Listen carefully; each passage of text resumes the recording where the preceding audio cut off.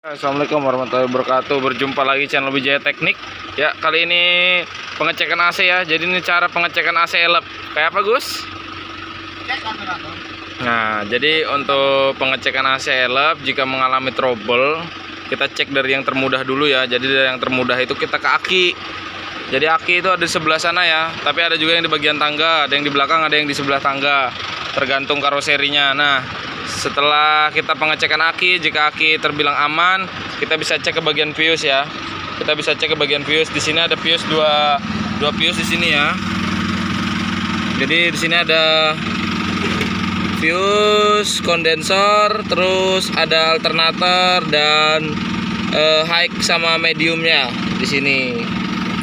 Nah, kita bisa cek di situ, dan di situ ada fuse, kotak fuse satu lagi yang bentukan sama, itu fuse kompresor beserta blower depan. Ya, untuk pengaturan blower depan juga di situ ada, dan di sini semua terkumpul ya. Di sini ada relaynya 4, itu semua terkumpul di sini untuk elektrikalnya. Nah, jika Anda mengalami kendala, jika semua itu aman, Anda bisa cek ke bagian alternator ya. Alternator, awas, buka dulu ini Mas. Alternator Mas.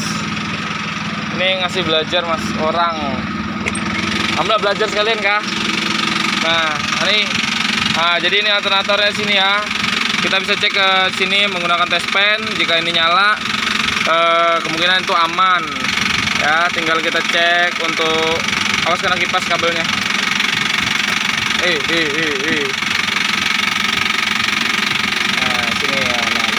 Nah, jika nyala terang itu aman, tapi kalau redup-redup kita bisa pastikan menggunakan ampermeter. Ini arus yang masuk ke bagian alternator ini berapa volt ya. Jadi untuk standarnya itu biasanya 12 volt ya. Jadi untuk di bawah dari 12 volt itu sudah kurang bagus. Apalagi di bawah dari 10 volt, AC-nya pasti akan bermasalah. Nah, kita juga bisa ngelihat dari kompresor AC. Kompresor AC-nya ngetek atau enggak. Kalau misalnya kompresor AC-nya tidak ngetek, kemungkinan ada bagian elektrikalnya yang dari alternator, dari aki alternator ke kompresor itu yang bermasalah. Jadi untuk kuncinya sebenarnya elep ini adalah aki ya. Jadi untuk aki dan pengisian. Untuk aki dan pengisian itu harus bagus, baru bisa AC-nya itu normal.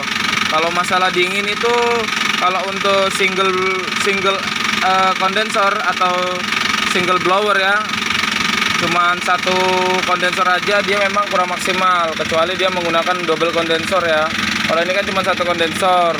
Nah, juga sering terjadi nanti di saat baterainya itu ngedrop untuk elep, AC-nya itu akan seperti macet-macet ya. Di bagian kompresor tuh polinya macet-macet. Jadi polinya itu macet-macet. Itu bukan karena bearing pulinya kompresor ya, tapi itu karena arusnya tidak kuat untuk menekan dari magnetic clutch. Akhirnya dia lepas-lepas dan membuat si bel itu slip. Jadi AC-nya pasti akan bunyi. Nah, itu ada kaitannya juga saat dia seperti itu. Kaitannya adalah satu, baterai atau aki yang ngedrop. Yang kedua adalah kita lihat di situ ada kipas ya. Jadi di situ ada kipas kondensor. Nah, kondensornya di bagian atas untuk rangkaian ini plat B. Ini kondensornya ada di atas ya. Jadi itu harus nyala. Nah, itu sengaja kita pasangin kayak gitu biar kita lihat di saat AC-nya ini menyala, kipas kondensor harus menyala. Di saat kipas kondensor itu tidak menyala, pasti akan trouble AC-nya. Ya, biasa bunyi-bunyi untuk panbelnya ngejim macet-macet ya. Nah, seperti itu aja. Dan untuk pengecekan air aki sendiri untuk Isuzu elep ini, saya anjurkan 2 minggu sekali Anda wajib mengecek air aki ya untuk Isuzu elep ya. Jadi Isuzu elep itu dia kuncinya aki ya. Karena kalau menggunakan aki basah itu dia pasti akan sering kurang airnya karena dipakai buat AC.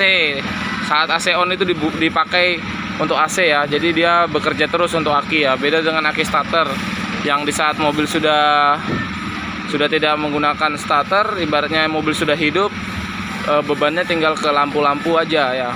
Tidak terlalu berat. Namun ini bebannya akan selalu berat. Jadi air akinya pasti boros, makanya harus pengecekan air aki terus agar akinya tetap awet dan bisa dipakai terus ya. Oke, segitu dulu vlog pagi ini, semoga bermanfaat buat teman-teman sekalian. Jangan lupa dukung channel Wijaya Teknik, subscribe, like, and comment, jangan lupa. Oke, ingat subscribe itu gratis ya. Oke, semoga menambah edukasi. Terima kasih.